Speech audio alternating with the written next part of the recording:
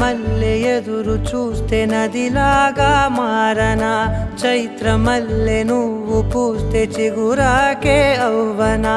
నన్నే వరించే యువరాజును అంట నీ యువరాణి పదవి